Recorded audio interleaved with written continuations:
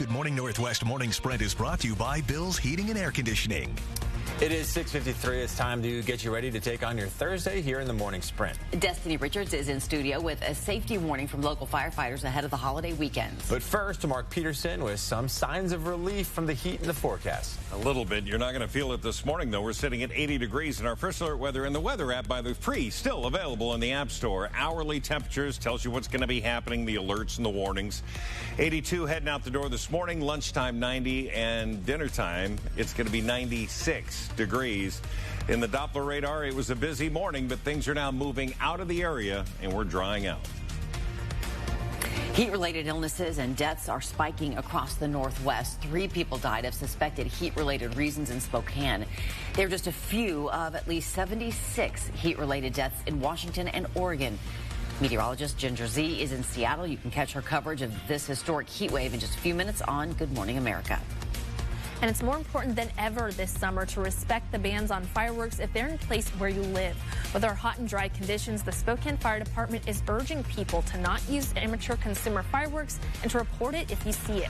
This is the 29th year that fireworks are banned in Spokane, Spokane Valley, Cheney, Millwood, Liberty Lake, and unincorporated areas of Spokane County. Not only are we dealing with those extremely hot and dry conditions, but fireworks can be a danger to yourself, other people, pets, and those living with PTSD and sensory input conditions.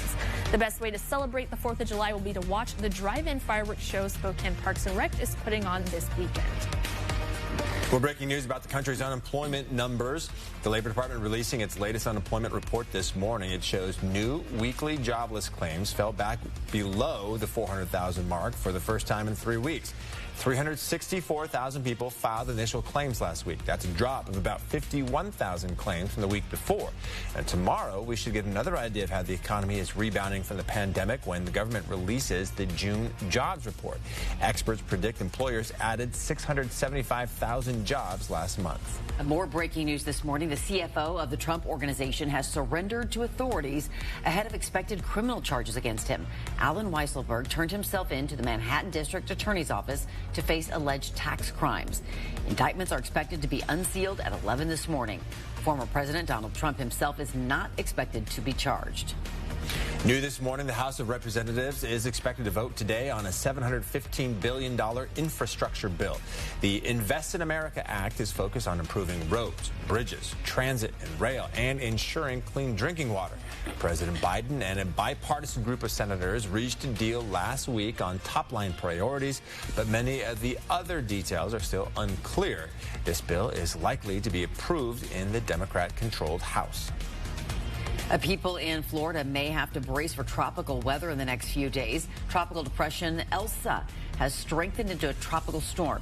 Elsa is producing winds of 40 miles an hour and is located about 850 miles southeast of the Windward Islands. Moving at 25 miles an hour, the storm's expected to hit those islands tomorrow and produce up to 8 inches of rain there.